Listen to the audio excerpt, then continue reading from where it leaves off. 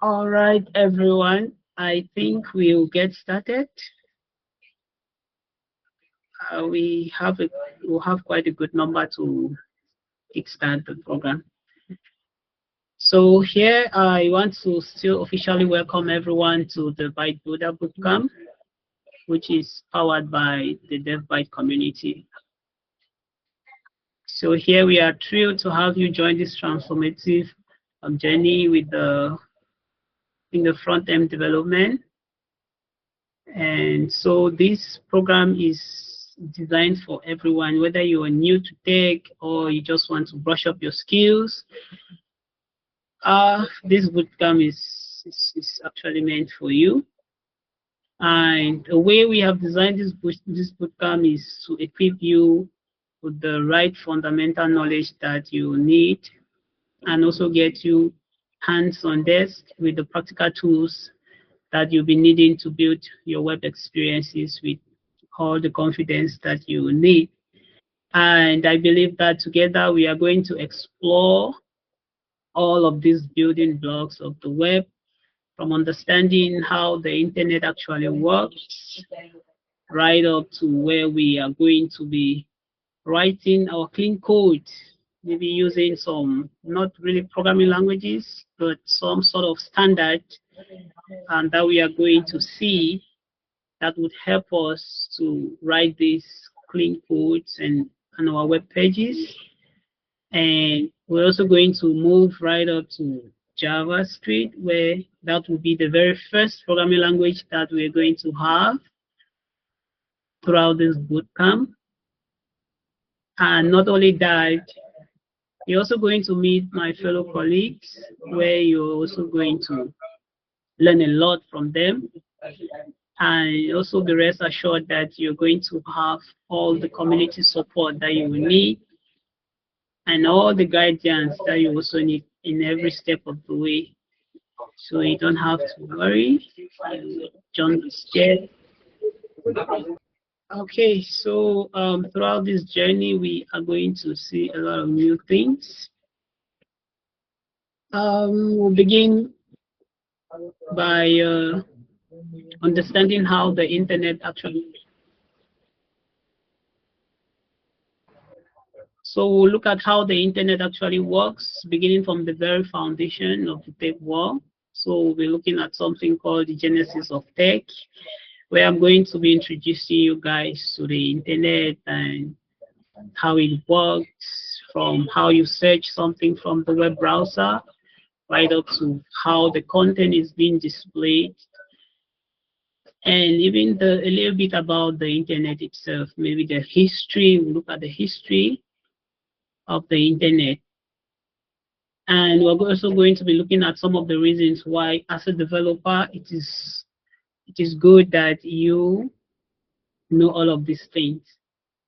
And after taking a look at the genesis of tech, where we are also going to be seeing some other keywords and protocols, we are going to turn our attention into looking at HTML, which is the structure of the web content that we are going to be creating. So we're going to use HTML to create the content that we're going to see as web pages.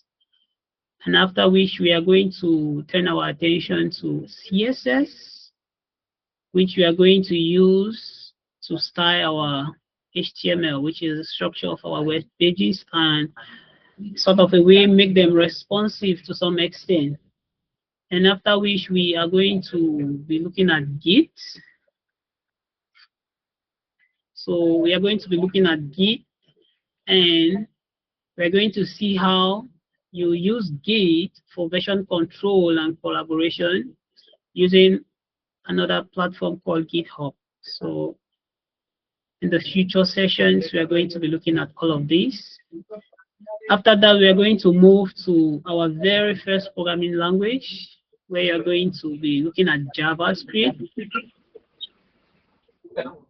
So we are going to be looking at JavaScript, and we are going to see how we use this particular language to add functionality to our web pages. And then we are going to move to JSON.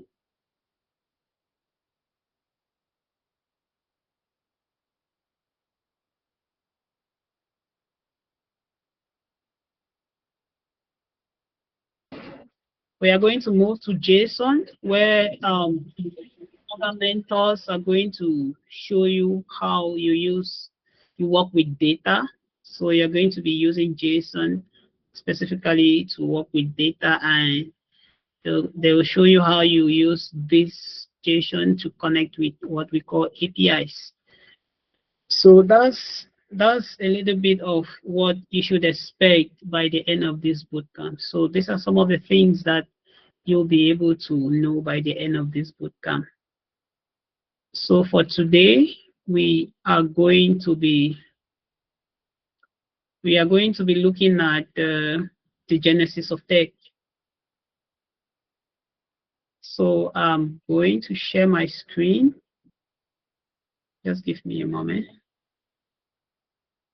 All right. So we are going to be looking at the internet. So in this session, we are going to take a deep step into understanding how all this began, where it started from. We're going to take a look at some of the architecture and how it powers everything that we have on the internet. So we are going to be looking at the history right up to the protocols that we use today to be able to display all of this content that we are seeing. How we present what we are presenting today is all thanks to the internet and some of the protocols that govern them. So we'll begin by looking at how the internet works. I don't know if you have ever wondered how you just take your phone or your laptop and you just open the browser and you just click on something, or you just type in something and you just see content displayed to you and you just get what you want. Have you ever wondered to look at how all of this happens? I don't know. Please, you are free to talk. You're free to talk. You can raise a hand and maybe say something or ask a question. So here we are going to be looking at base today. So I thought of it like maybe before you go into web development, you should be able to understand some of these very key things, some of these essential things that will really help you broaden your knowledge as to how web development is all about and how these work underneath the hood. So we are going to be looking at the internet and the backbone of it, so that maybe somehow you will make sense out of it when we begin developing some of the web pages that you're going to have, and you begin to see the beauty of this, how it works and what happens when you render these things online, when you deploy these things online and you have access to all of the content that you always go online to search for. And before we move further, we'll just, for those who don't know about what the internet is and what the web is all about, so we'll look at the internet like some sort of a network that interconnects many computers. Maybe we take a scenario of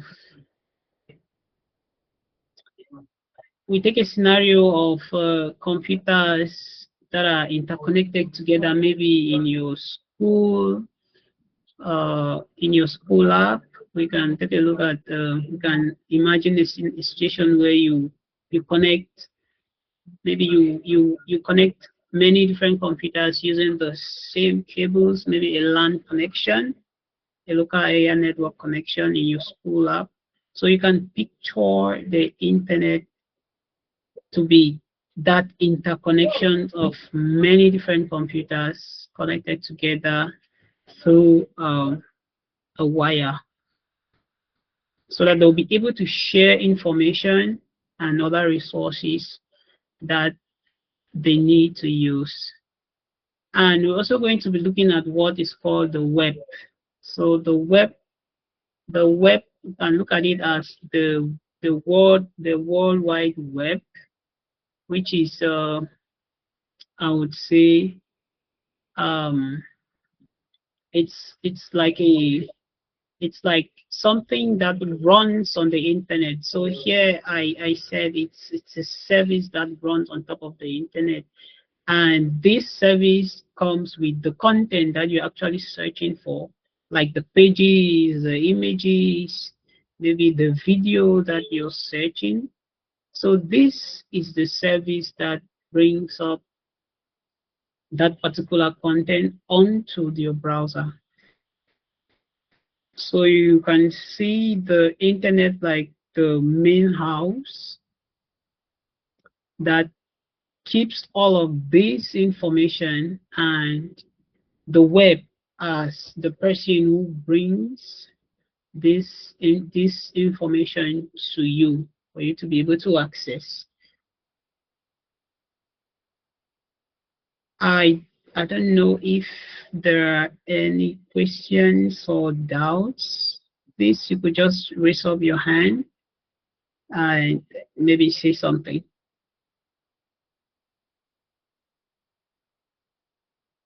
Are there any questions?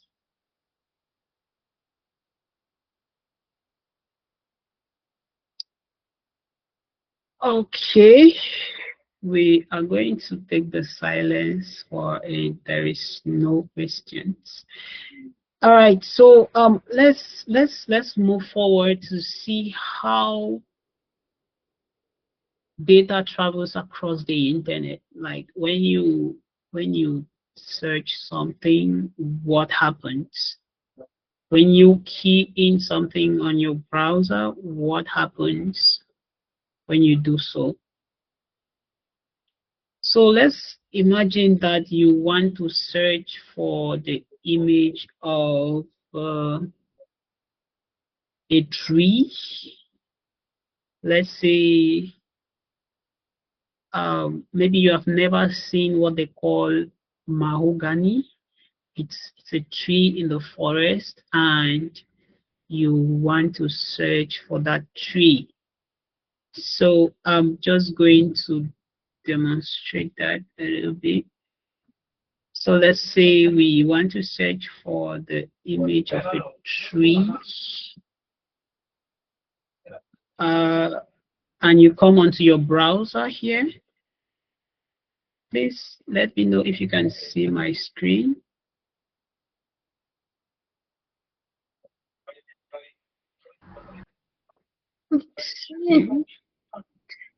It is currently not showing. Oh, okay. I want to show something.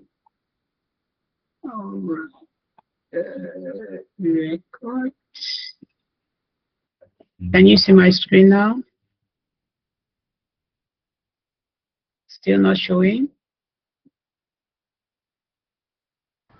Showing now. Guys, you guys need to be audible, please, so you will know if you guys can see the screen or not. Please, thank you. All right. So we are looking at how data travels. So this is your browser, and you want to search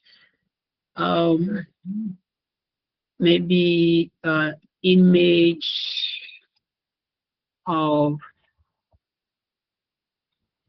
this tree.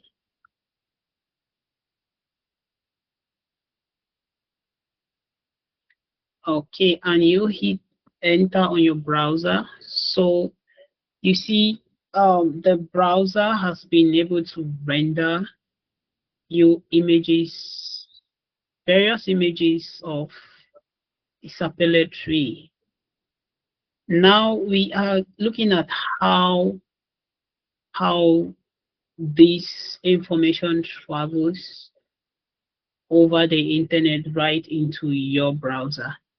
And there is what we call DNS. DNS. So your browser sends that request to what we call a server. So I don't know, does anyone have doubts what a server is?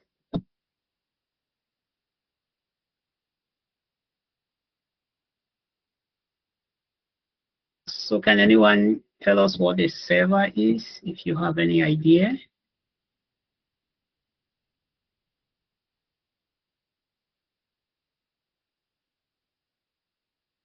Hello?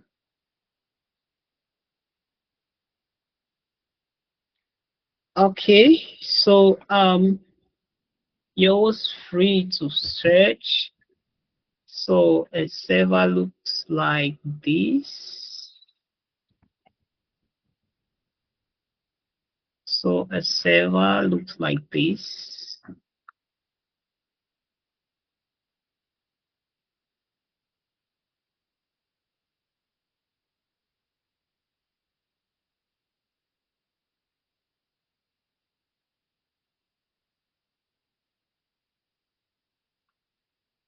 So a server looks like a small decoder, like many of them stuck together, something like that. Put in a room. So it is actually used. Hello? Okay, good. So a server is just that small something that I showed you, that small image. This is how it looks like. So a server is just a machine that provides services to another machine. So they are small of this size, stuck together, many of them in a room. So this is something like a rack server. So it's a small device or a machine that is used to send services to another machine. So what happens when we type search for the image of a sapele tree is that our browser sort of like takes that information and sends to the server, and and uh, and what actually happens there is that it sends it through what we call our ISPs. So our ISPs are the services that we have for internet connection. Like maybe in my country, we use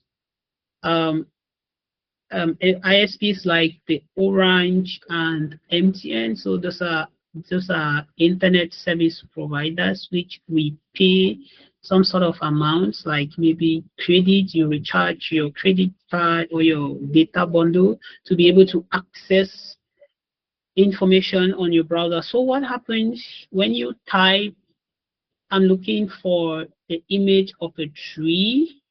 So it sort of like takes that information and sends it through your ISP, which goes to the server. And now what happens is the server takes that information and like says, okay, this thing is coming from a source I don't know. So it will take that, and then now it stores what we call IP addresses. So the DNS servers, DNS simply means domain name system. So they keep addresses of where content is being stored from other devices. So they like store addresses of other devices. And when you search on the browser, it doesn't really know where the content is, but it will say something like, well, if I don't really know where this thing is coming from, but at least I have the address to all the computers, all the devices that are connected in the world. So the servers, the DNS servers actually hold information of computers that are connected, so in the form of IP addresses. And an IP address is a unique identification number for all computers. As in computers, I mean like devices that are being able to connect. All connected devices have what we call IP addresses. So these domain name servers, they have information of those. So when you send a request and the request goes on right up to the server, it's going to look into the list of the domains, because the list of the IP addresses, because each IP address of a computer that is stored somewhere has particular kind of content. And so when you search for the image of a tree, it's going to go into the addresses that actually have that information. So if you look at the image that we searched earlier, I will just go back like this. So you see that it's coming from several different sites. If you look at this one is from Wikipedia. It will even give you, so Wikipedia, so you see that the domain name server has the information coming from Wikipedia.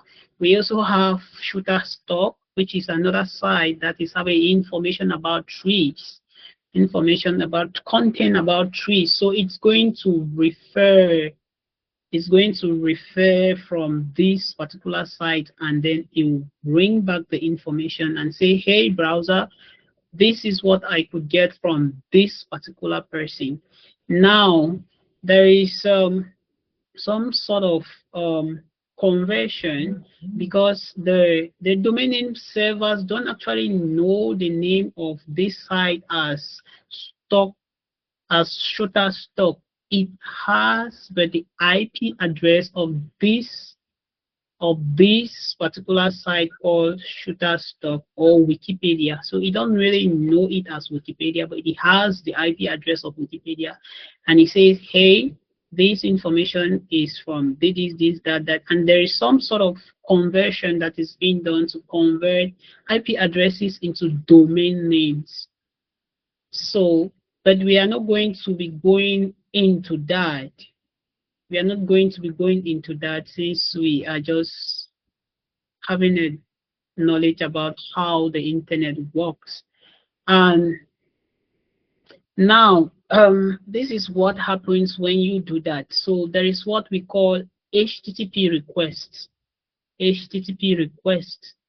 Now, when it goes to the domain name servers, the HTTP request, now it's what sends the HTTP request actually is what is being sent to the IP that has the information that you are looking for. The HTTP request, so HTTP stands for Hypertext Transfer Protocol, and those are some of the internet protocols that govern how the internet works. So your browser sends an HTTP request to that IP address, because your domain name server actually said, hey, I don't know what you're looking for, but I think I have the IP address for Wikipedia. So I have the IP address for this Shutterstock. I have the IP address of wikimedia.org. So you go there and request for the content that you're looking for. So what happens is it sends the request back to your browser. It sends the IP address back to your browser. Now your browser takes that IP address and sends an HTTP request to the servers that are actually holding that information. I don't know if there are any questions, or maybe you haven't understood something. You can raise up your hand and the mic is yours.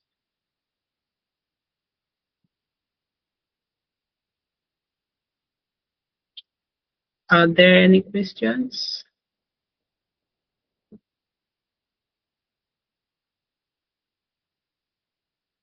Okay, so we'll continue.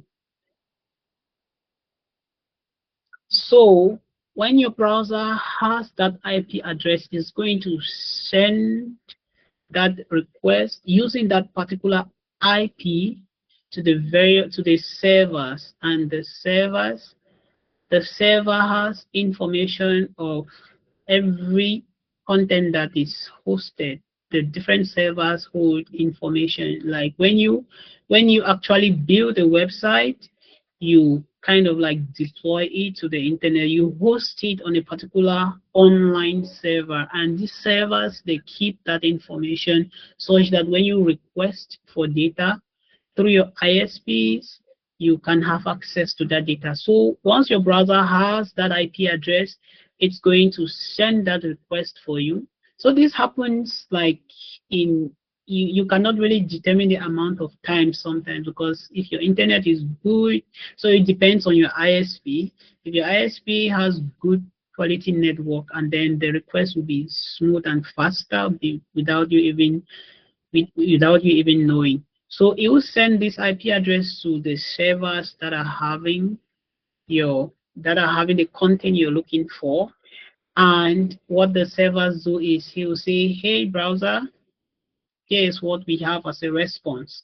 So the server responds back by displaying the data you require. It sends the data you actually ask for in the form of web content, and this web content are being created with the main focus of what this bootcamp is all about: HTML, CSS, and JavaScript.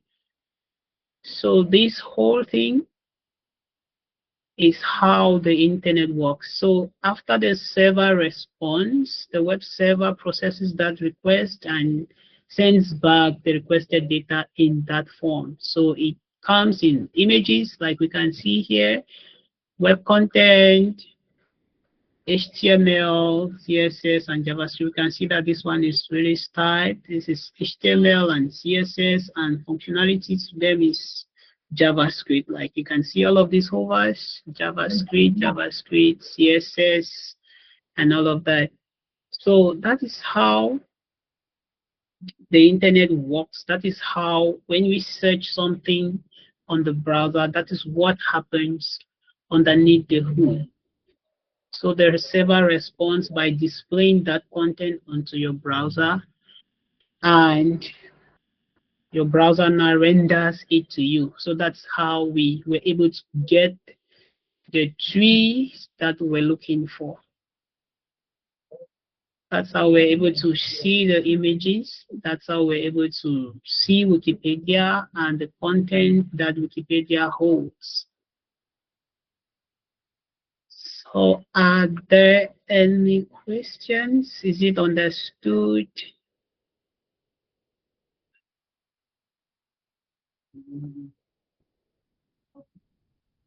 Any questions?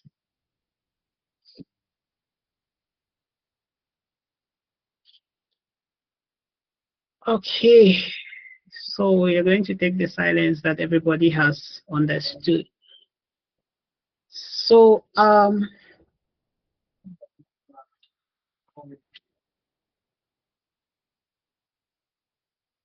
what we are going to see next is what happens when you visit the website. What happens if we open Wikipedia? It's the same thing.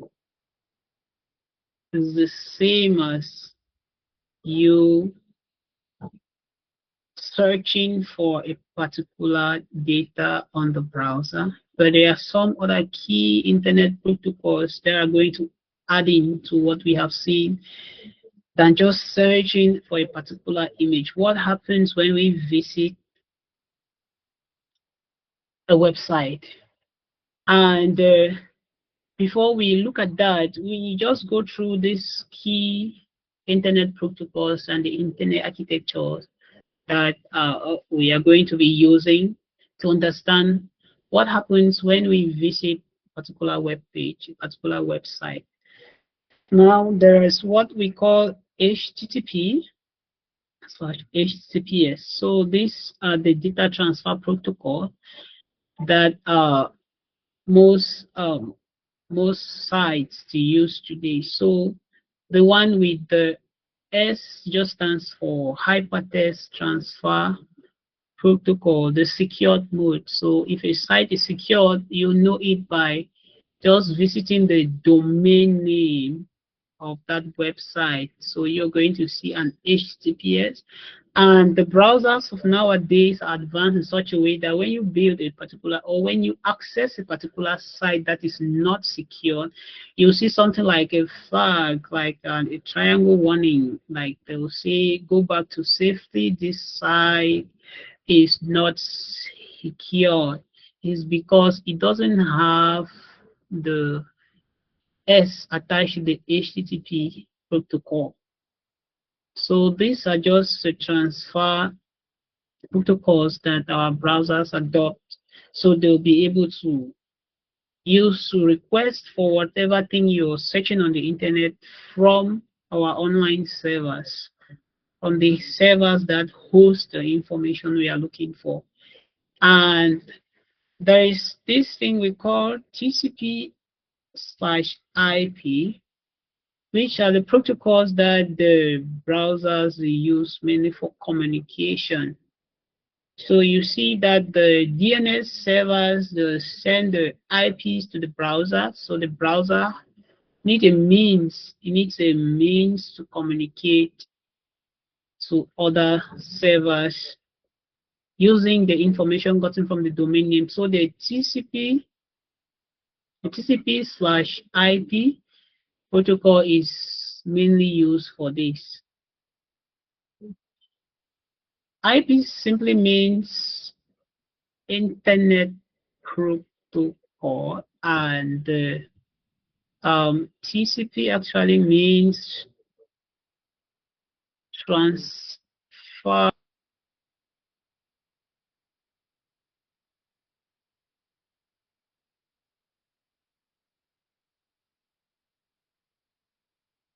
I'm sorry, Sai, I'm muted.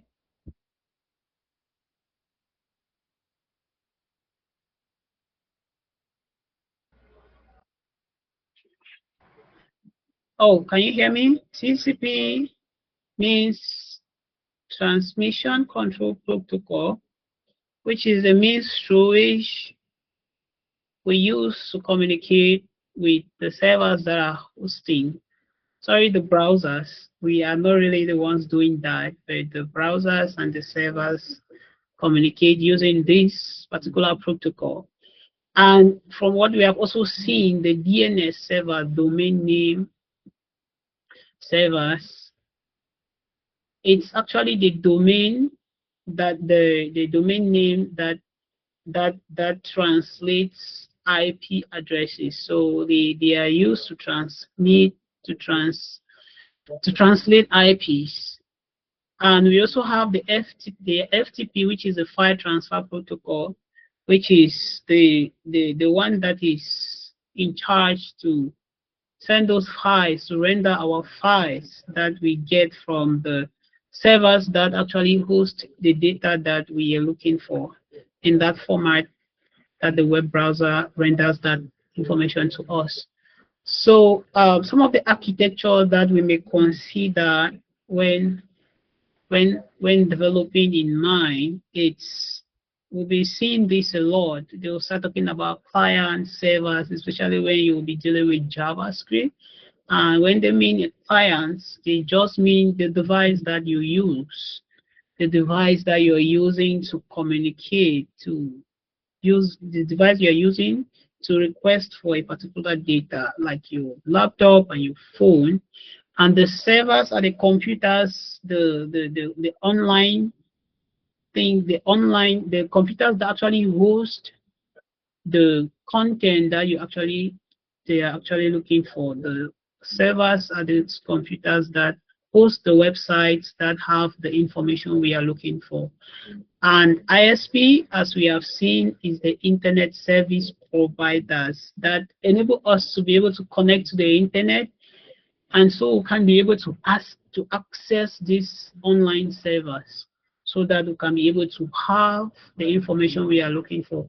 Just imagine that you don't have internet subscription. You see that you won't be able to join this call because your ISP credits, or call it tokens, or units are finished. So if you don't have credit or data provided by an internet service provider, and then you will not be able to join this call, talk less of even you will not be able to hear what we are saying. So the ISPs help us be able to go online and fetch data. Now we talk of routers. Routers are devices that use that how will I put it? Now this is another concept that is really interesting. Now just if we try to do a trace route, like for the image of this tree that we're looking for, if we try to look at the trace route, we'll discover that they are passing through so many different points, endpoints. Maybe I don't know. For some reason, sometimes when we search on the internet, the information that we actually get doesn't come in one package. So it is sort of like splitted, and how will I put it, mixed together with some other, maybe a part of that picture, maybe the part that has the leaves, we pass through another route just to come and assemble at one tail end. So there is a procedure. So routers act in that field so much that they direct the pathways through which information passes to arrive to the receiver end. So for some reason, maybe for security reasons, information does not really just travel through one path, because if it does, some people might steal the information, and maybe you might not even receive it. You might receive just a part of the information you're searching for. So routers, they help us direct the traffic between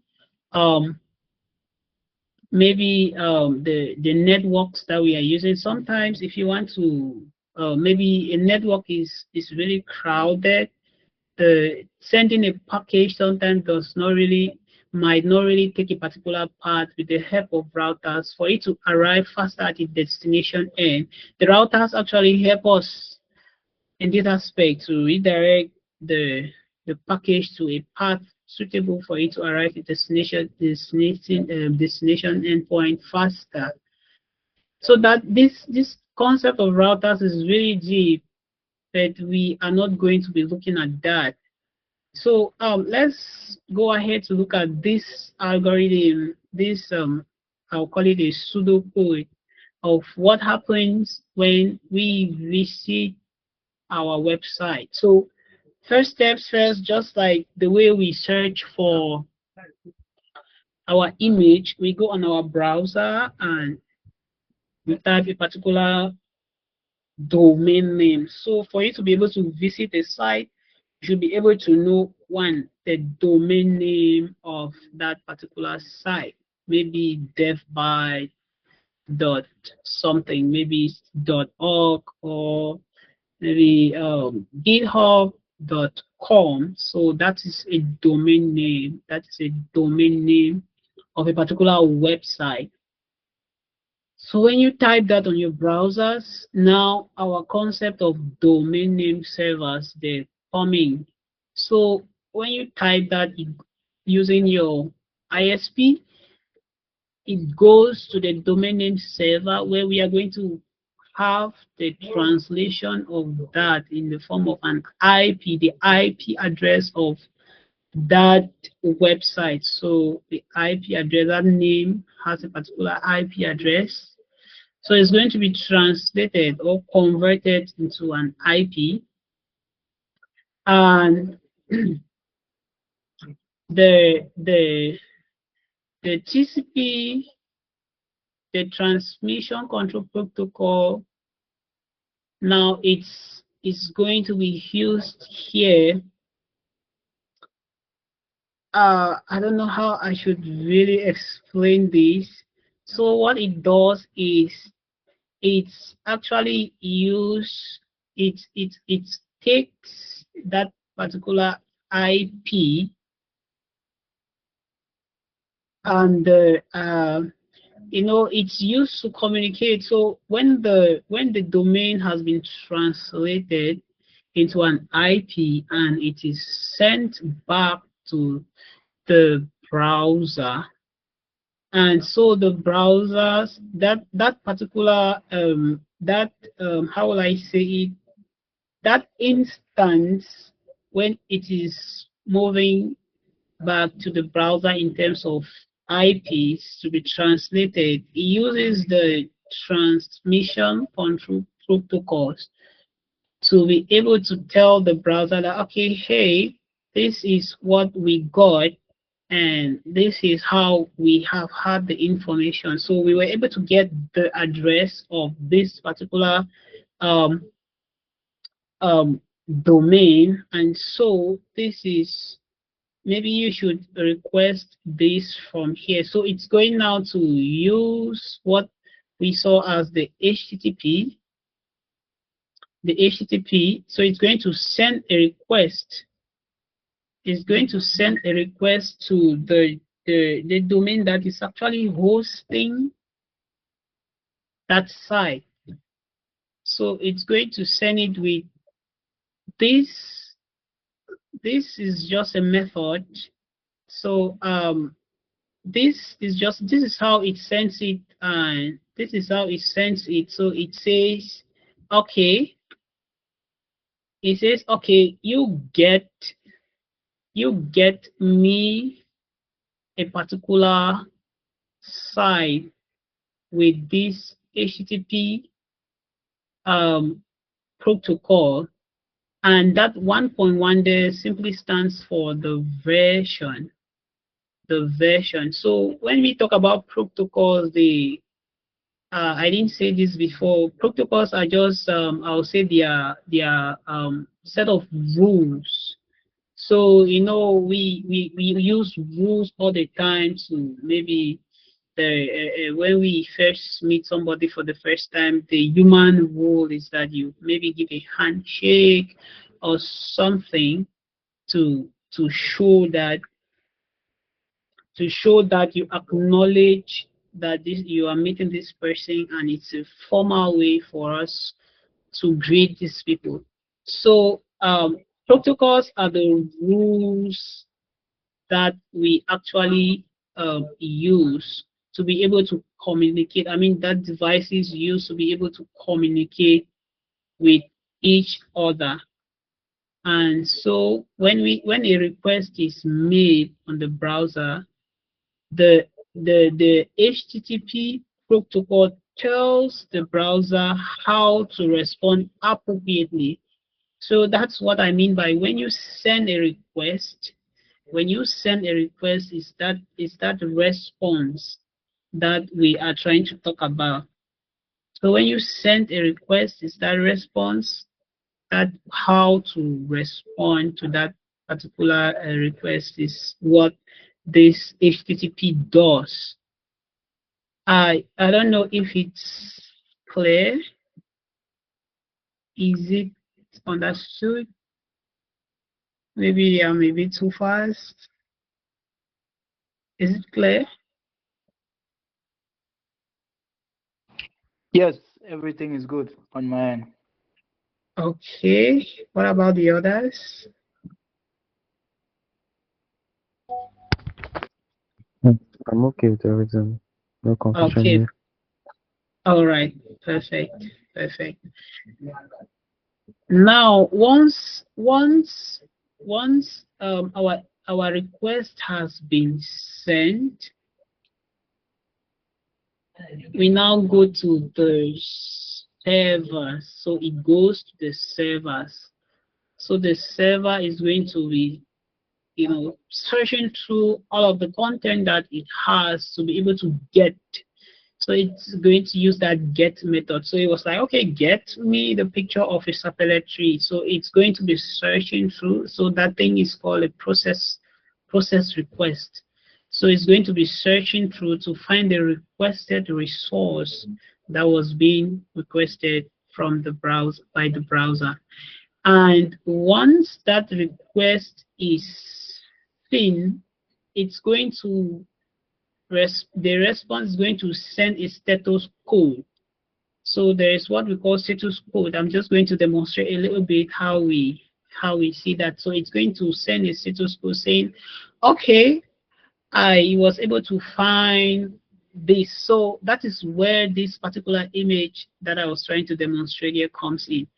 So once it sends it to the servers, it's going to say with a status code, so it's a response. It's saying yes, okay. The status code for okay, it's 200, like just fine, everything went well, nothing is missing. So this is the content I could find. This is the content I could find. So it's going to display that in the form of files. And these files are what we are going to be creating, and it's what we are going to be interacting with all through the bootcamp. So once it finds that, it's going to say okay, and it's going to render those. The browser is going to receive those, and it's going to be rendered on the browser. I don't know. Is it clear?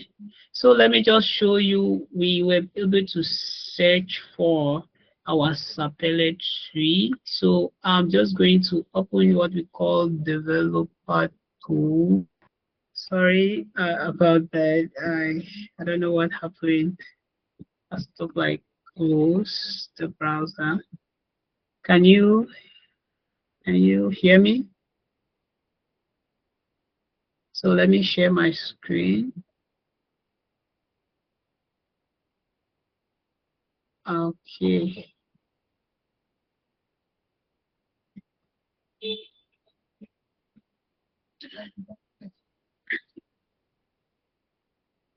Okay.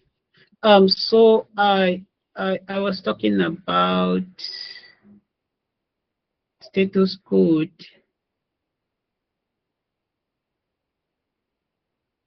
So I wanted to show you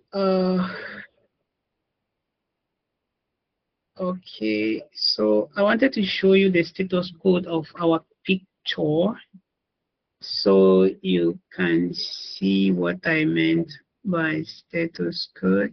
Okay, so you can see from here,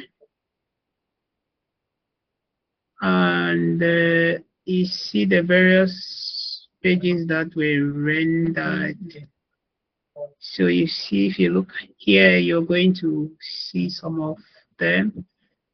I can just go here and look at the elements. So if you look at this, you're going to see a whole lot of them. So this is CSS, yeah, mixed with JavaScript.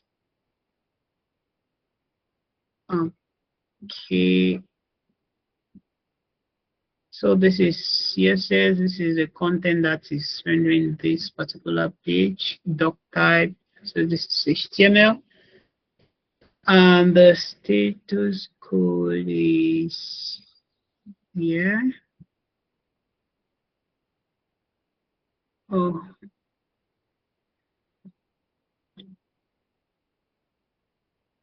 Okay. Open DevTools. So this is status codes here, the 200. I don't know, I can't find this.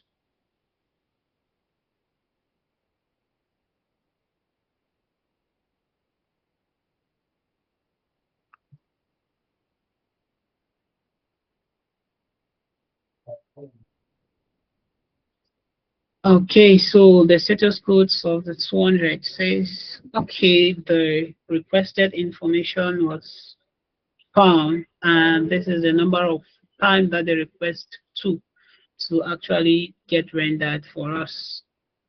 So that is it about what happens when we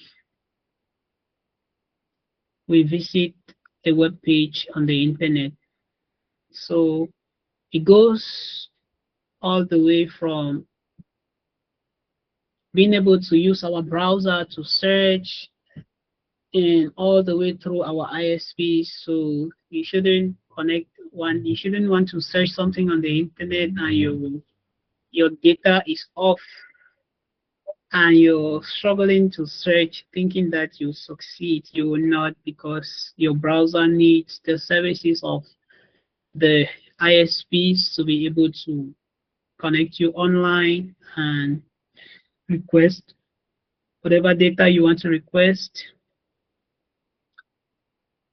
and bring it right to your browser. So are there any questions?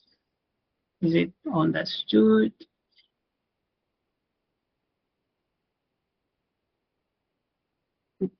Okay, great. So here are some key takeaways that I really want you to know before you get into creating web pages. So you should have a really basic understanding of how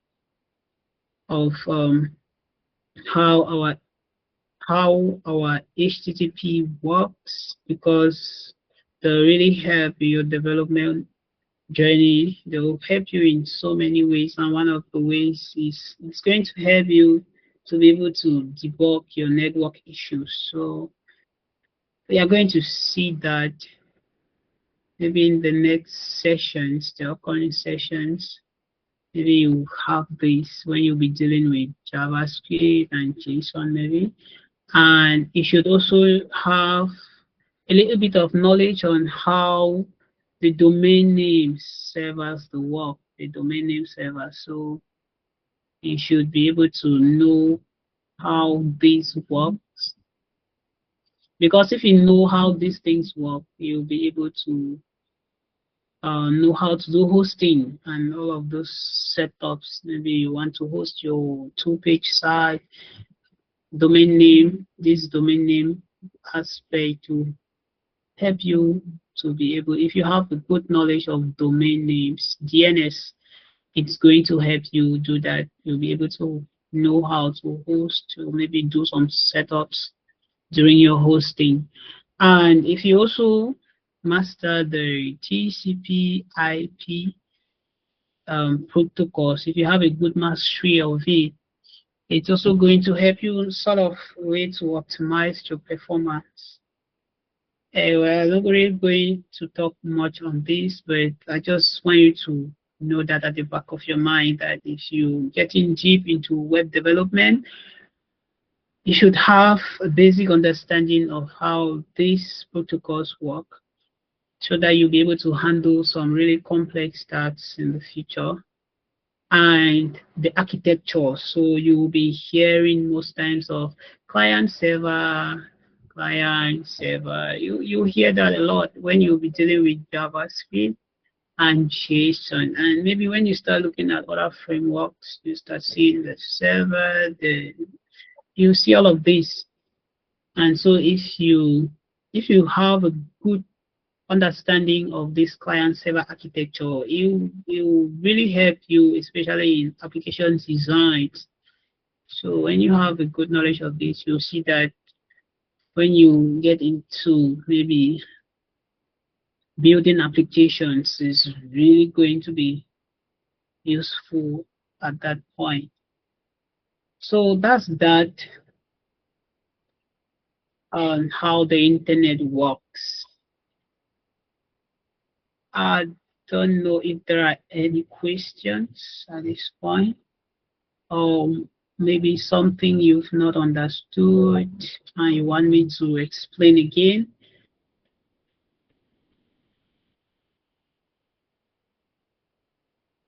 Any questions?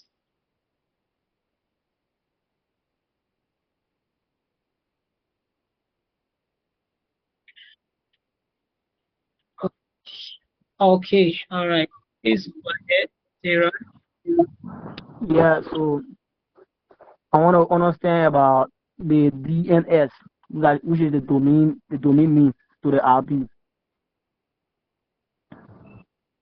Sorry, come again. The DNS. Okay, yeah. Yeah. So what is your question? So I rather get the DNS, the full definition and the meaning for it. Oh, okay. The DNS, it stands for domain name server.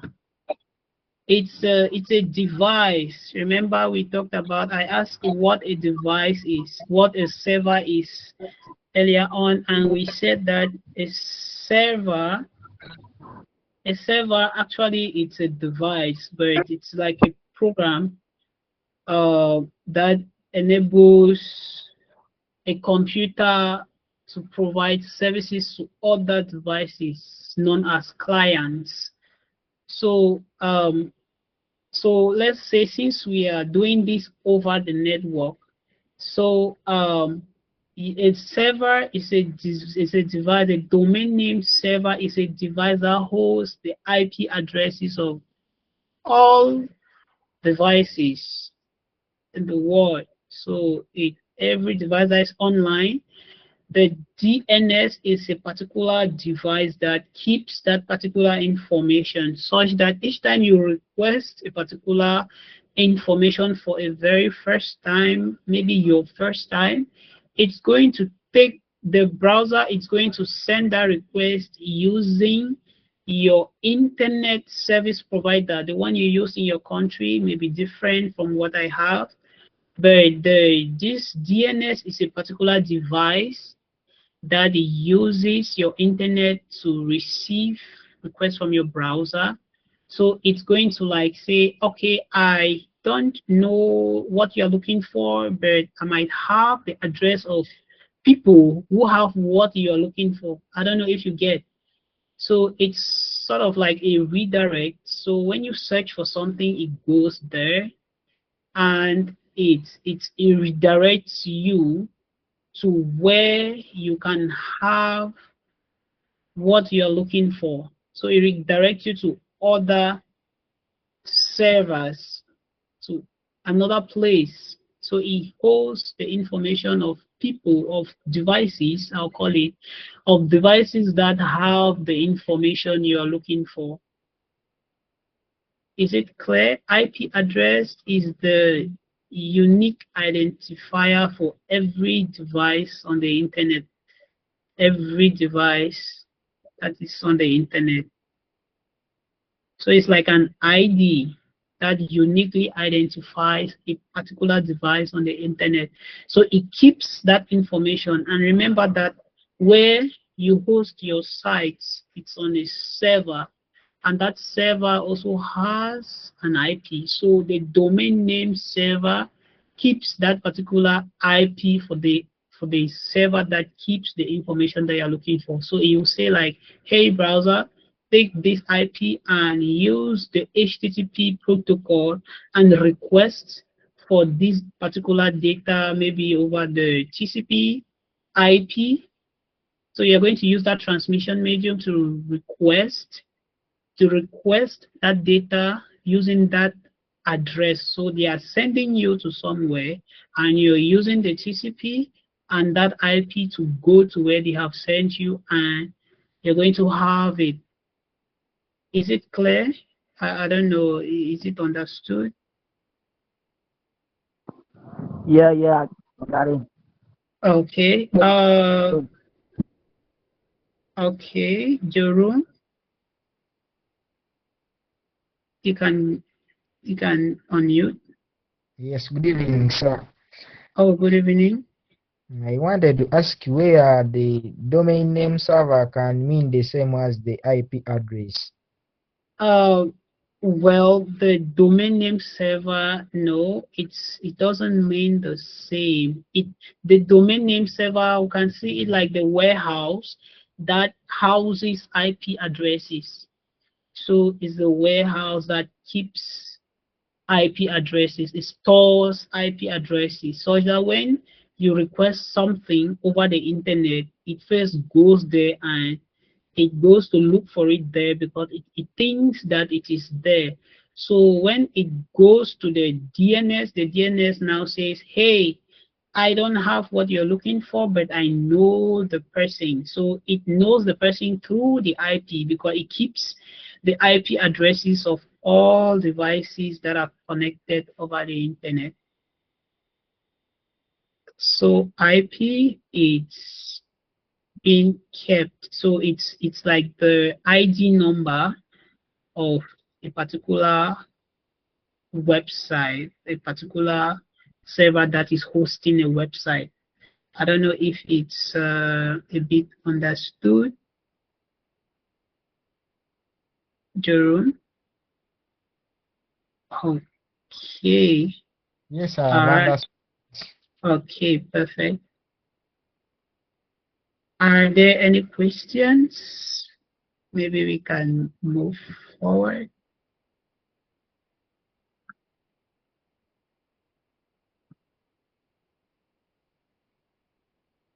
Okay, if there are no questions, we have been, oh, okay, Clarence, you can unmute.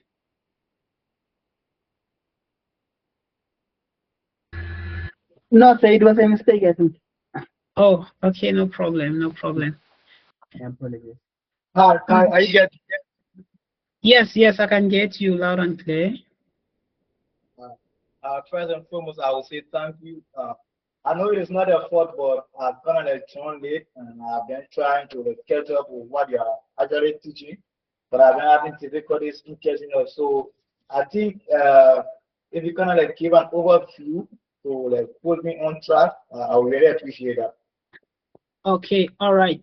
So from the beginning, we have been talking about how the internet works.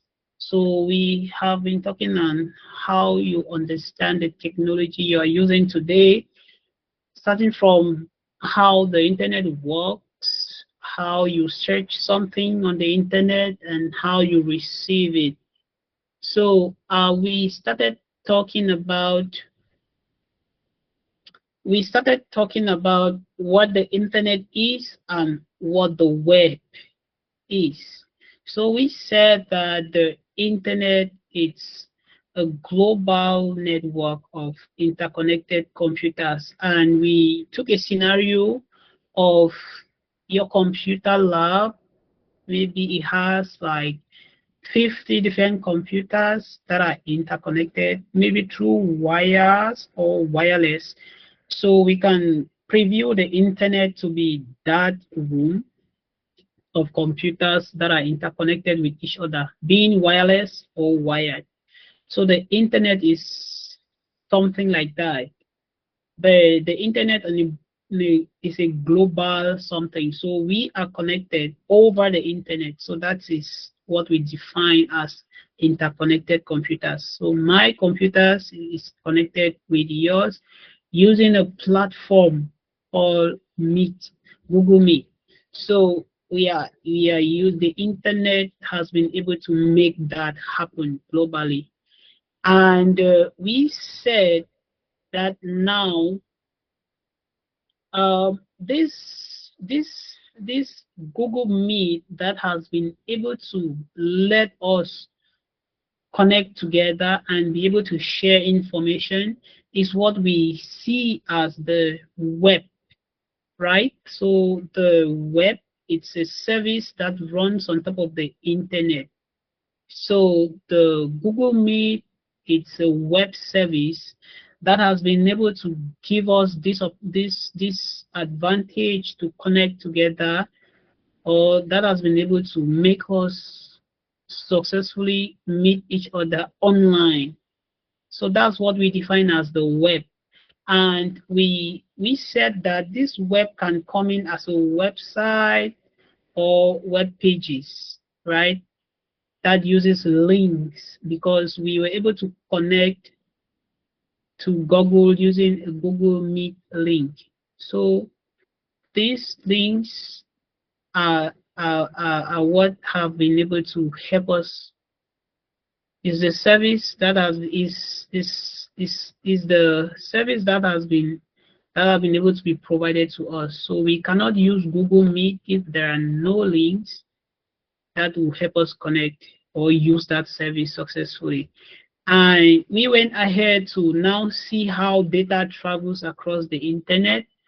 We saw from the basics on how you search from your browser and what happens when you first type whatever thing you're searching into your browser. And we went ahead to illustrate searching the image of a sapele tree. So a sapele tree is a tree that they usually use for timber and it's mostly located in the forest. So we saw how we can search for that tree from our browser and what happens when we do so. So we went ahead to look at what happens. So when we first search on the browser using our internet, which is the ISP providers, and it goes to the domain name server. The domain name server is a device that holds the IP address of every other device and every other device that is connected to the internet. So it holds IP address of these devices. And we said that once your browser sends that information to it, it goes into its list of IP addresses and it selects the one that hosts what you are looking for, and it's going to send that request back to the browser. So it's sending it in the form of IP addresses. So the identification number of the particular device that has that information. So the particular site per se that hosts the image of that tree called sapele. So it's going to send the IP, the unique identification number of that particular site. So it's going to take that and send back to the browser, and the browser is going to send an HTTP request. So the HTTP request is a protocol, it's a rule, sort of a way that browsers actually use to communicate with other devices. So that is what happens when we first search on the internet. So it sends a request to the device. So in this case, the server that is hosting the image we are looking for. So when we do that, we are going to have a request in the form of a server response. Sorry, in the form of the files that actually form what we call web pages. So the files, the format in which that information was posted usually comes in files like the HTML files. So the structure of a web page is actually made up of certain files that build up that web page, which is what we said was the focus of this ByteBuilder Bootcamp. And we said that this response coming from the server is in the HTML, CSS, and JavaScript that holds this particular data and displays us in the format that the developers of that particular site actually used to represent that data on the site with that was posted. And once we have a response from the server, the response is being rendered back to our browser in the form of that particular image. I don't know if it's understood to that level. Is it understood? Yes, I can. Thank you. You're welcome. So it's the same thing. We went further to look at what happens when you first visit a website. So we started by looking at some key internet protocols that will actually help us to understand what happens when we visit a website, because it's a bit different from what happens when we search for a particular data over the internet. So we saw protocols like the HTTP and HTTPS, where we said that these two, they are just the protocols that we use to transfer data over the internet, maybe a request from the browser and a response from the server. So we said that the HTTP stands for the unsecured transfer protocol, while the HTTPS stands for the hypertext transfer protocol, the secured version, which is a normal standard that most websites adopt this day to kind of like say that this site is safe. You can visit it, you can visit this site with no fear. So any site you see with an HTTP without an S, the browser would send a warning notification saying, hey, what you are searching on this site is not safe, so you should go back to safe. And if you click on back to safe, you see that the browser will automatically cancel that request, and it's not going to move further to open that website for us.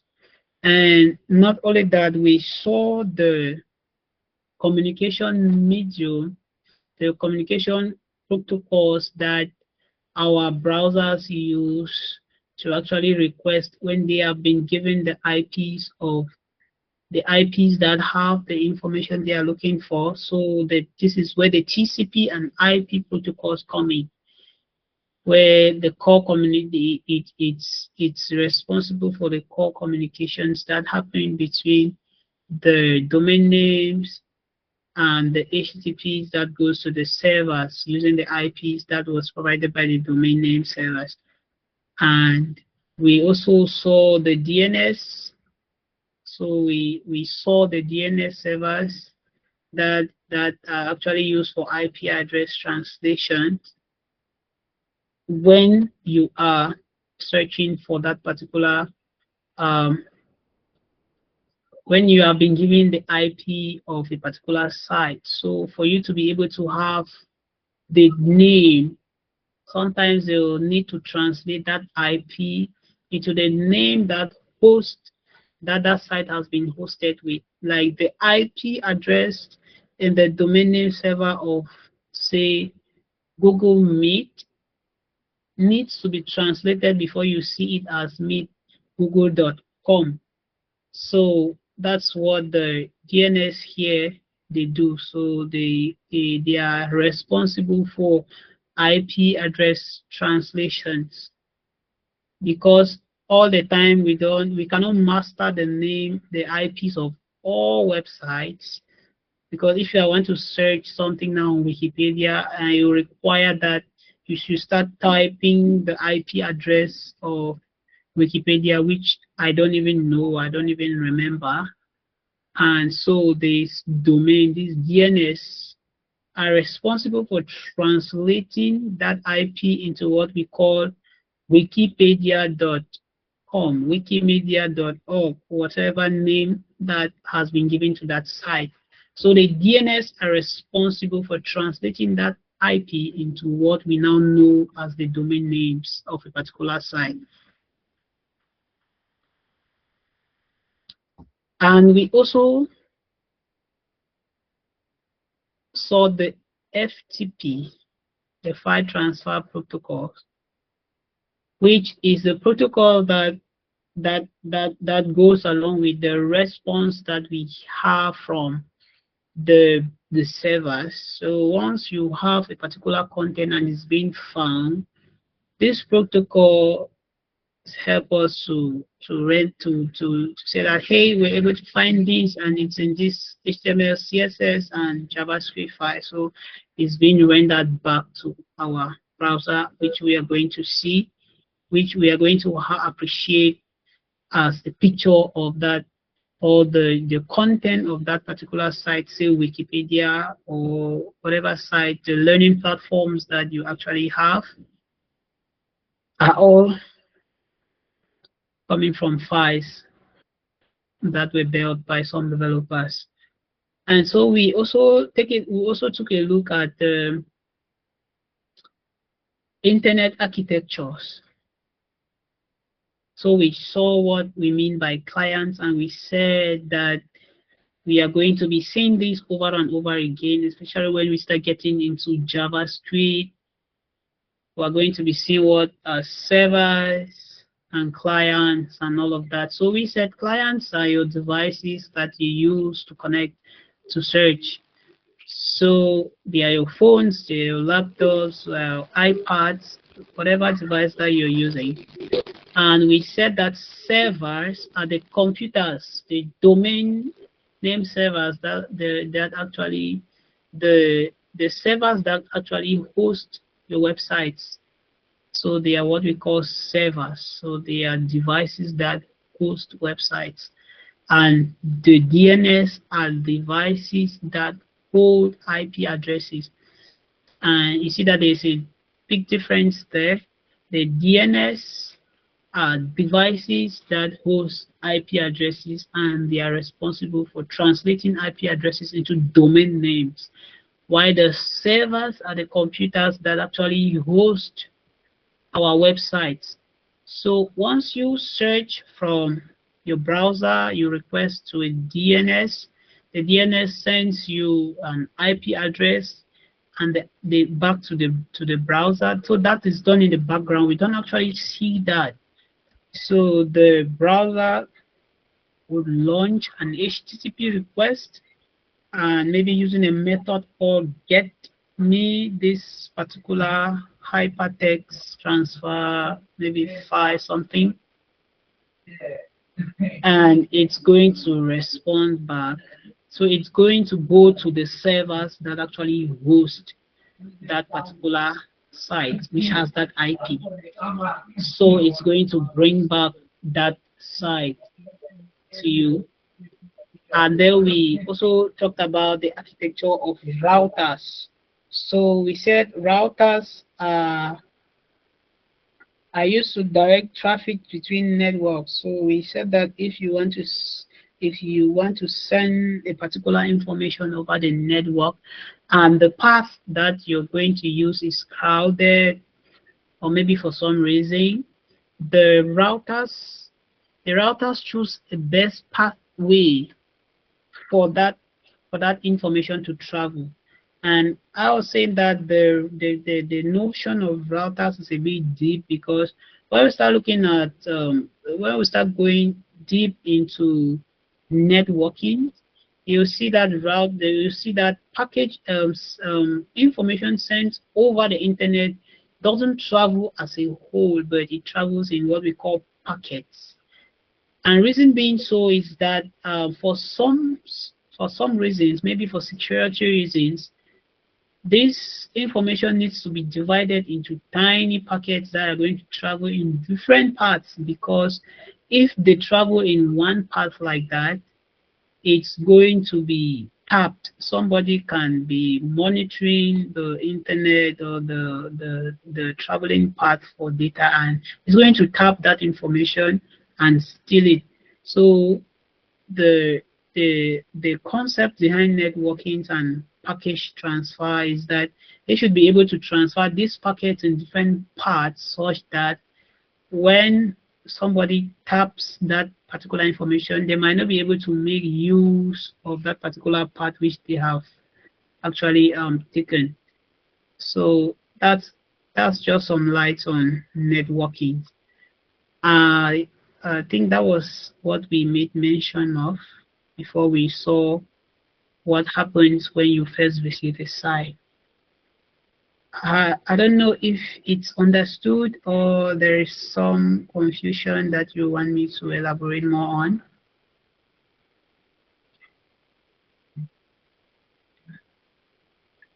Are you there? Yes. Okay. So is it understood? Do you want me to elaborate on something again? All right. Okay. So and then we went ahead to see what happens to when you visit a website. The same procedure, but now we were using the TCP connections added to what the DNS actually do. So we saw the TCPs, we saw the HTTP requests, how they are being sent, and the method that is being used.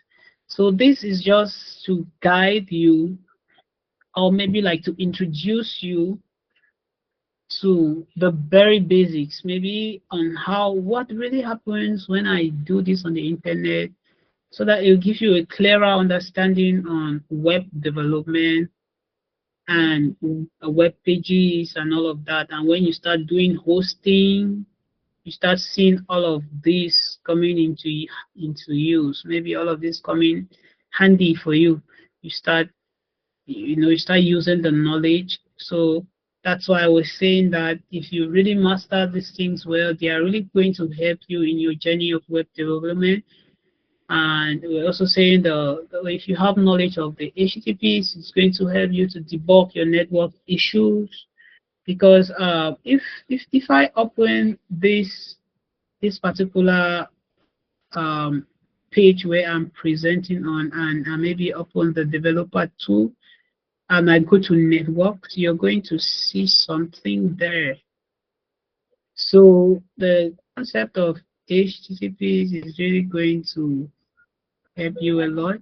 You see, we're talking about status code, and we're saying once you request and the status code is 200, it just says, okay, I was able to get the right content. This is it. They have been able to fetch it, and it gives you the number of seconds that it took to render that information, and the number of the amount of memory that content actually holds, where it is hosted from, where it is being hosted from. And when I go on the issue of network, so this is where you even start you start debugging your issues, because once you search for a particular content online and it keeps giving you 404, that is a status code.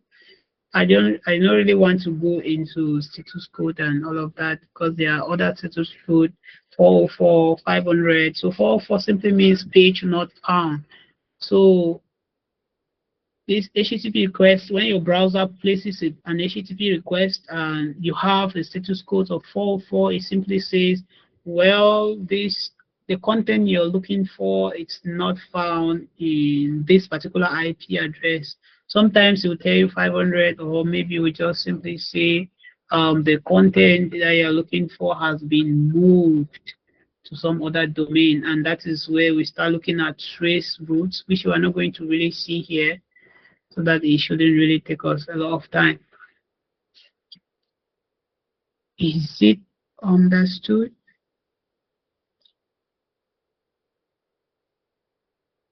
Okay. And we also made mentions of domains. So if you have clear knowledge of DNS, it will really going to help you in hosting. You'll be able to host, you'll be able to do your hosting setup successfully, maybe easier than how you expected it to be, because of the knowledge you have gained from DNS, and even the architectures that we saw, such that when you start designing your applications, you will really find these concepts handy. So that is all what we have been talking about all this while, right up to this point. So is it clear? Are there any worries, any questions, so we can move forward?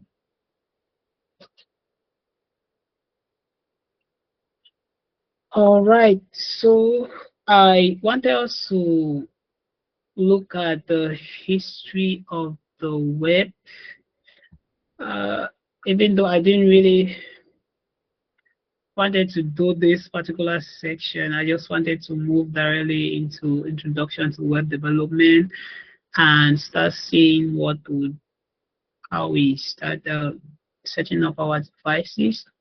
But we'll just look at this, and then in our next session, we are really going to do something unique and nice. So let's get into a little bit of the history, why we are rounding up, and then we are going to have an overview of what we are going to have in the next session. So where it all began, how the internet came about. So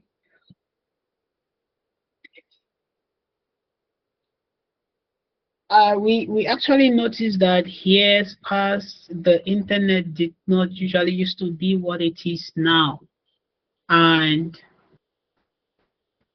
I thought like maybe if we try to understand the history of the web as a whole, it will sort of like give us, you know, a clear understanding of what we have today as the modern web, and sort of like adopt to the modern development practices, and that will really help us to appreciate the technologies that we have today and more of what we use today to really build our web pages, our websites, our applications, and all of that.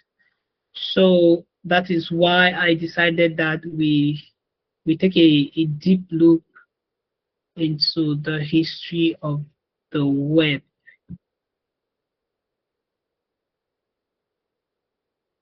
Great. So it all started from the ARPANET to what we have today. So now the ARPANET, the ARPANET is actually an abbreviation which stands for the Advanced Research Project Agency Network, and it was like the very first ever network to be implemented. So this network was implemented with a concept of what we call distributed controls and the TCP and IP protocols. So it actually made it the foundation of the modern web that we have today. So if we backtrack in the 1969, where the ARPANET was first developed, so that's where the internet was born in the USA. So in the USA, so the ARPANET was founded by the US Department of Defense, and it was the very, very first place where the first network connection was successfully built. So that is where the first ever successful network connection by these two people here, the Stanford, and so it was a connection that was made between UCLA and the Stanford, and that was where the foundation of what we see today as the internet was born. So that is where it was defined as an interconnection of computers. That's what happened, and they successfully made that. And then after that, we saw another proposal from another person called Tim Berners-Lee. I don't know people that do Linux. If you have ever heard of Linux, I'm sure that you must have heard of this name. So Tim Berners-Lee used to work in the So this is one of the persons who first invented the very first HTML web page, the very first web browser. So he was the first person who came up with what we call HTTP. So the concept of HTTP was first invented by Tim Berners-Lee in 1989. So he proposed something like a distributed system, a distributed information system. So information that could keep information, a system that could keep information about other how will I say it?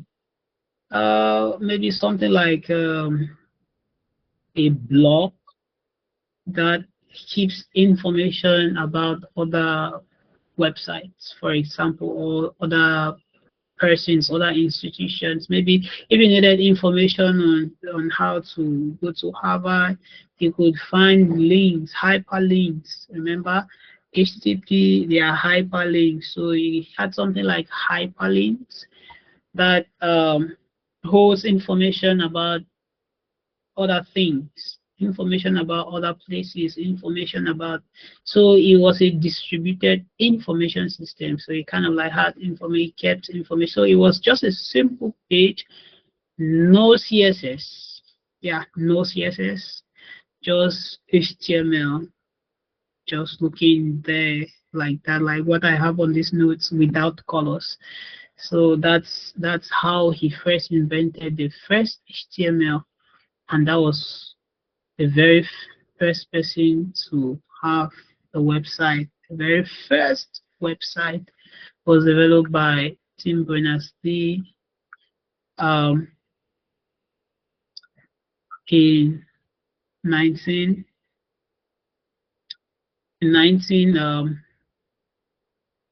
with his concept in 1989. So it moved on right up to 1981, where we first had this, where he went live with his first website.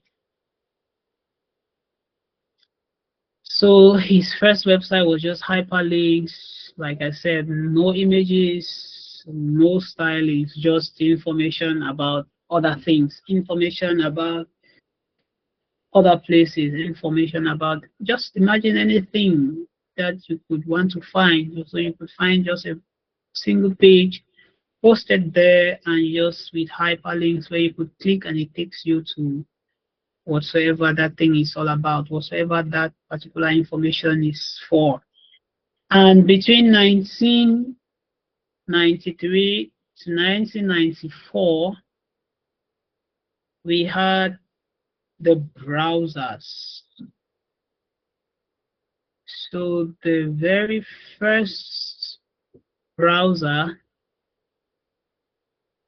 was released by Mosaic. So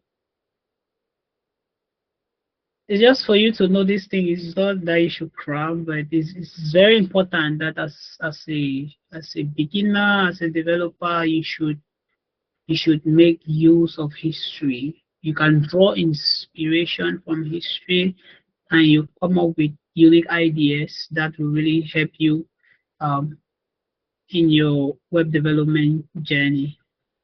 So the very first browser was released by Mosaic, and after this browser, that is where we had what they call an internet browser. Nowadays we don't even use it. Each time I install my Windows, and the very first thing I do is I just go and update my internet browser. I don't even use it. That thing called Internet Explorer. When you first install your operating system, I think that's the very first browser that you see. So after Mosaic has implemented a graphic web-based browser, then later on, this Internet Explorer took over that which Mosaic had released. So every Windows that you install today, you will first find Internet Explorer there. It's always there. Sometimes it's even pinned to the taskbar. You just have to update to what we call Edge. I'm sure through it you can update to what we call Edge today, and it's what I'm even currently using now. So I'm using Edge for some reason. And after that, in 1995, that is where we had our very first programming language being seen in use. So after we had our Internet Explorer released, Brenda and Eric created JavaScript in just 10 days. So, I mean, this revolution was what changed everything. So for the very first time, we had a language that made web pages interactive, that added functionality to our very, I would say, static pages that we have. A static page is something like just this page. It just has, you can just click, you can just, you don't really interact like login, and all of that. Maybe you click a button, it has this background change and more to it. So in 1995, we had JavaScript created by Brendan H. So that's how it came, and it was the very beginning of the revolution of languages, of beautiful, interactive, and functional web pages and dynamic, what we term as dynamic webs. So it was done in 1995, and in 1998, Larry Page and Sergey Brin launched what we see today as Google, which is the go-to browser by everyone. I mean, everywhere people use Google, and that really changed a lot of things. It revolutionized how we search the web, how you optimize the search engine optimization. I mean, Google really, how you optimize your page ranking algorithms were developed by them. So that is where all of these search engines optimization idea things started coming, and this really made a great change to how we find information online. I mean, everything.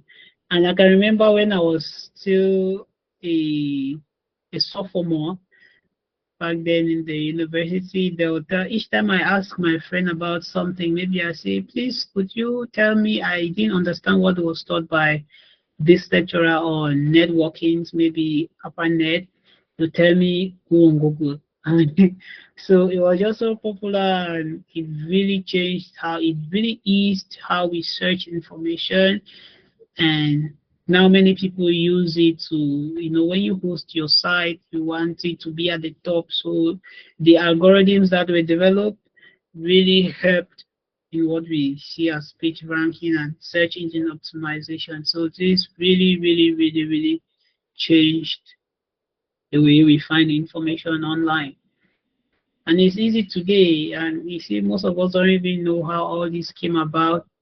We are just searching and searching, and we are like, oh, Google is fast.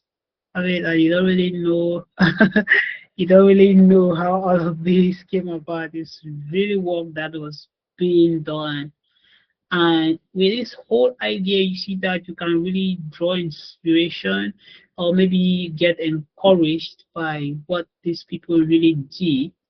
And you sit back and really come up with great ideas as we'll be moving into developing our own websites, maybe building our own web pages and making them responsive and making them interactive.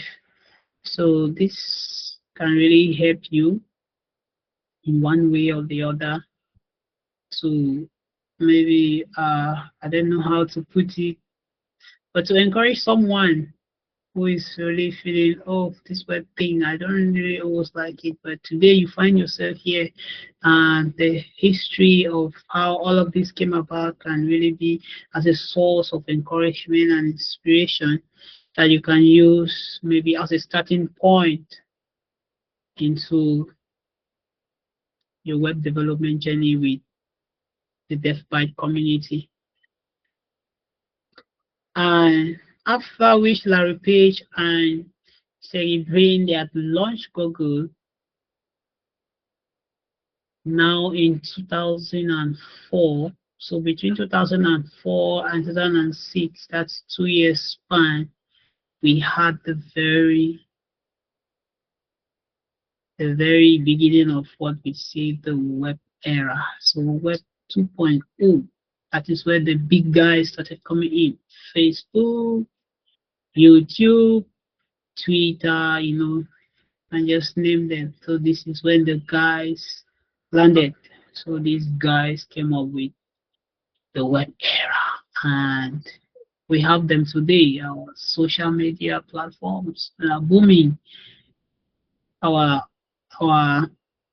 famous Facebook was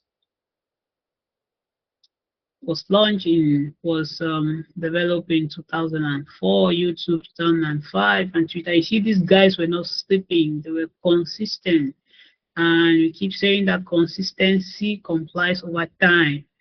You see, so this is you can see that from here. They were not sleeping; they kept working and working. So these people launched this in this various years, and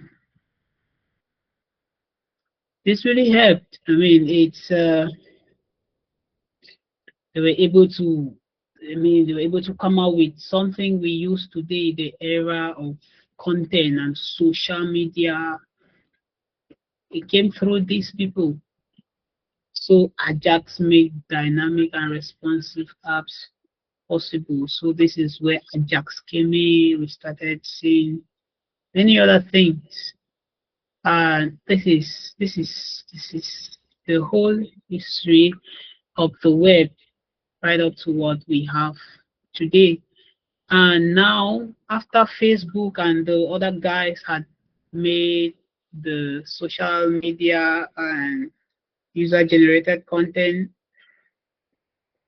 systems possible, we now, in 2007, that is where the revolution of mobile-friendly websites came in.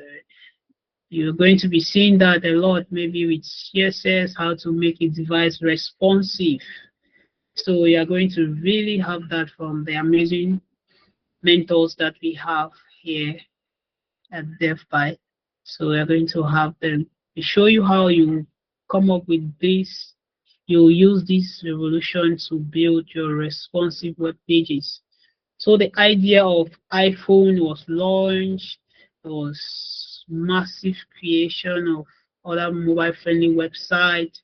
Responsive web design became the talk of the day. I mean, it became something that every developer will want to use because, as the hardware companies were also coming up with devices.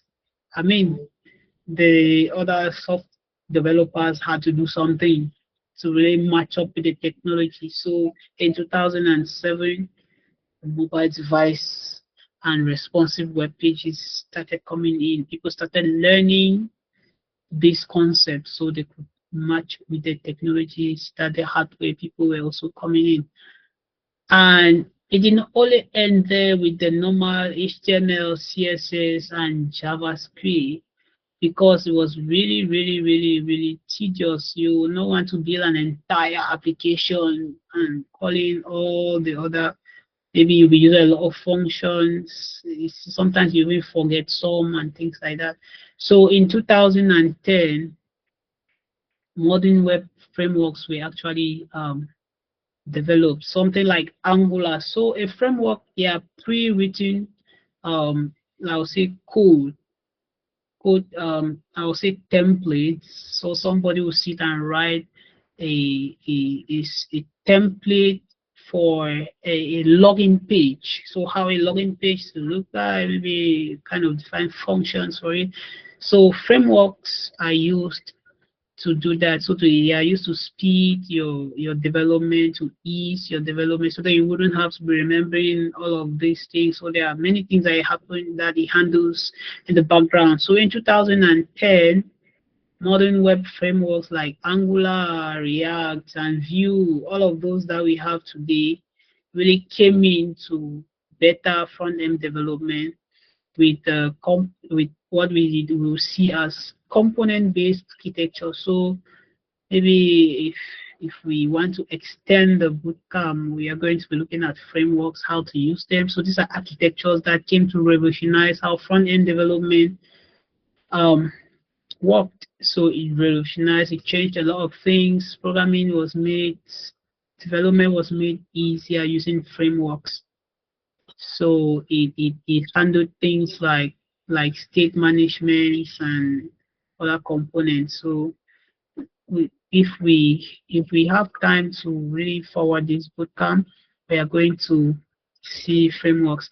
Now, from 2015 to maybe 2019 or even to today, they now came up with what they call progressive web apps. So maybe advanced HTML, CSS3, ES6, that's JavaScript. So it really brought the concept of native apps development into use. So it came up with apps that could work online, offline, and even send notifications. So you don't really need to connect on the internet using an ISP provider to be able to use a particular application. So these progressive web apps came into handy to make things a lot easier for us. And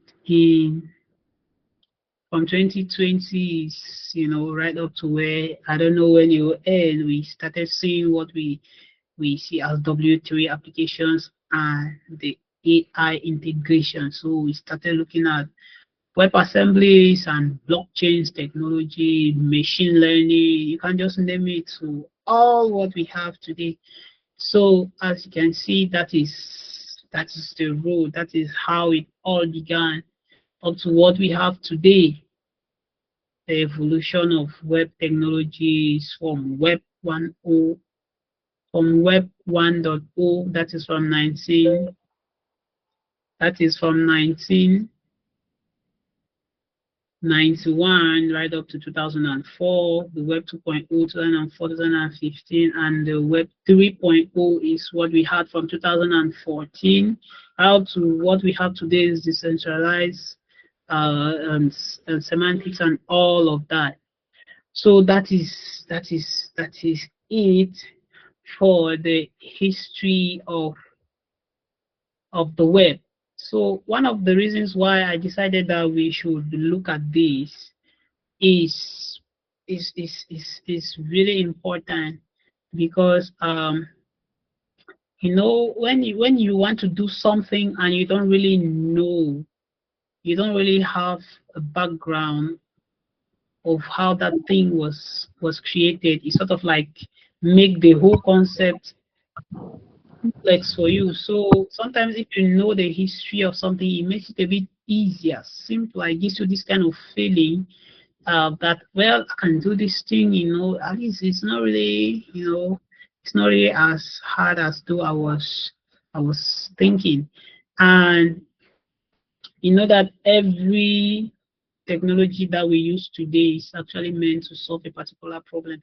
So you see that from the history of what we have just seen, you can see that all of them were trying to solve a particular problem at that time, and till today, it's still continuing. AI has come in to ease the way we do things, reduce human labor.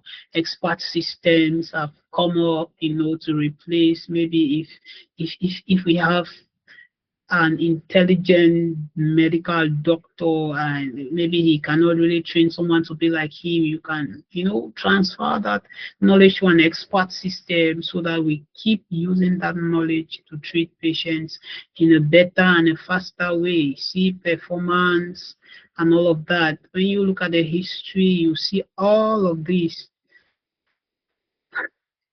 and they really come in handy. And so you see that as the web continues to evolve, we always keep learning the essential things and making good use of them.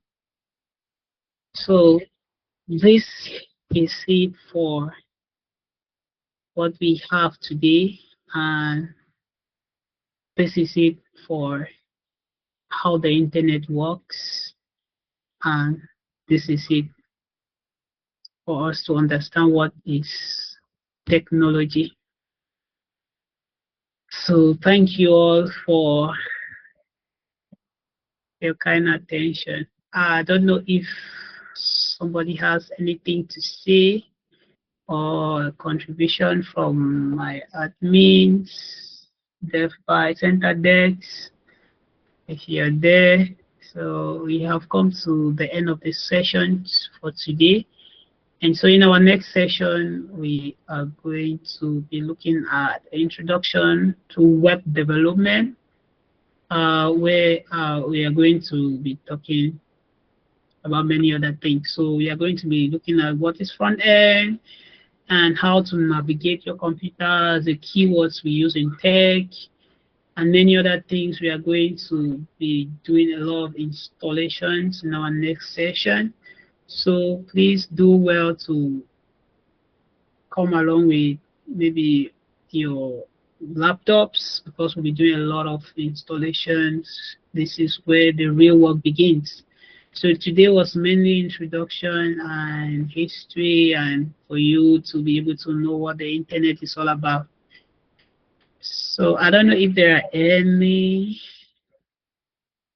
questions, something you have not understood, maybe you want to say something. I'll also hand the mic to DevByte to say something. Thank you. Thank you so much, Maya. We really appreciate you. That was a detailed one. Seriously, I think even myself, I've grabbed one or two things. Just like Bisola said in the last section, you might think you know everything until you understand. You hear the other side of another person. You get to see that there's certain things that you probably might have missed out. So thank you so much. It was well detailed.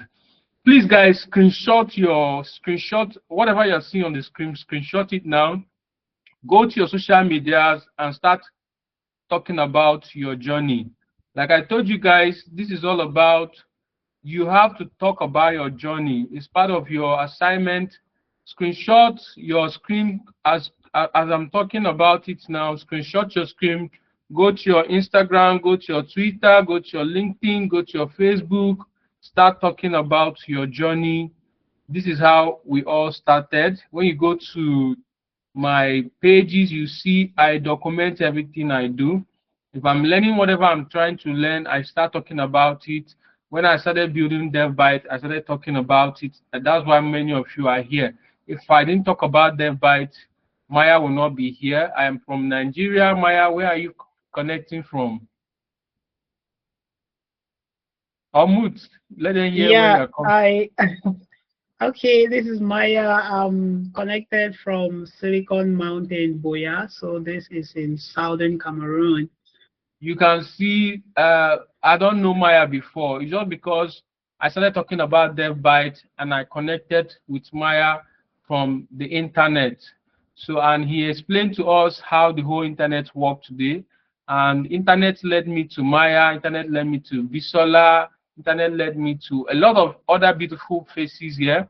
And it also led me to you guys. So go to your LinkedIn, go to your Twitter. These are the most powerful places for you as a developer. Your LinkedIn, your Twitter are very, very paramount.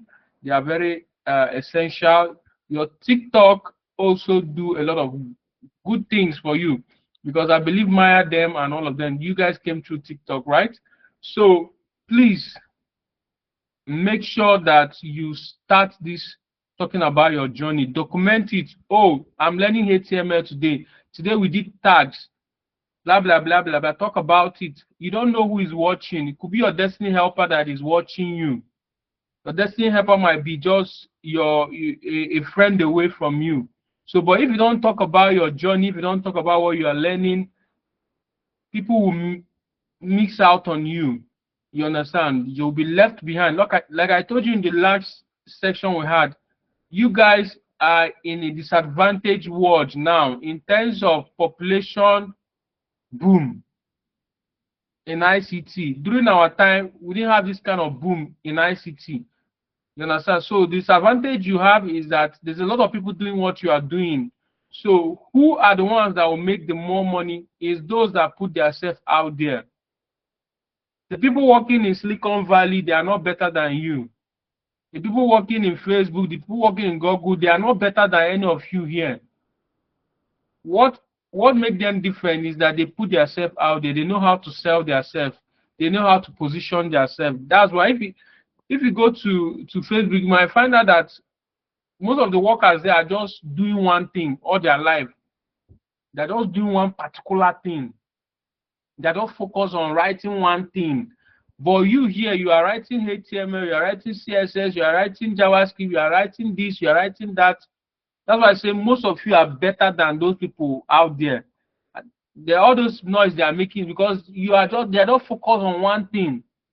Their specialty, you see somebody is only JavaScript that he knows. It's just specialty. He's just there because of the kind of environment he finds himself. But we are freelancing. We know a lot of things. We do a lot of things because we don't know where the money is coming from. So we have to prepare ourselves. So please screenshot, talk about it. And my promise to you guys, once you write anything and tag DevByte, I'm going to comment on that thing to give you guys, to give that thing credibility, to make it even look more unique. And I'm not going to do that with my personal account. I'm going to do it DevByte account. We are going to reply to you. So that's how we're going to support you. But if you don't put yourself out there, we're not going to help you. So you have to do your own part. Then we as DevByte will come in and make sure that every post you put out there, they will comment on it, so that it will not be as if you are tagging DevByte and they don't even know that you're existing. You know, imagine those people that normally go and tag governor or this thing, or tag celebrities.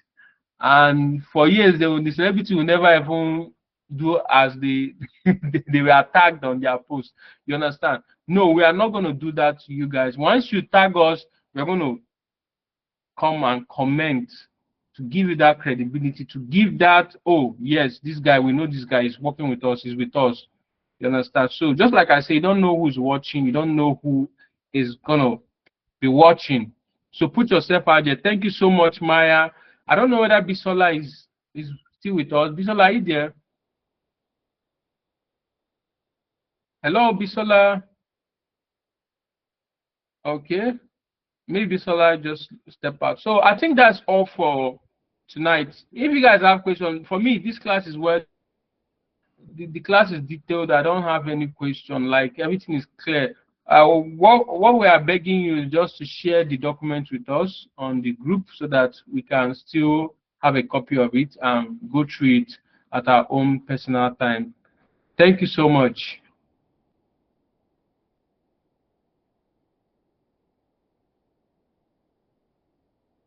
All right, so this will mark the end of our first session. So our next session is on the 17th, if I'm not mistaken. And like I said, we'll be getting into real work. We are going to be taking you into the introduction to web development, where you are going to understand the digital landscape and your role as a developer.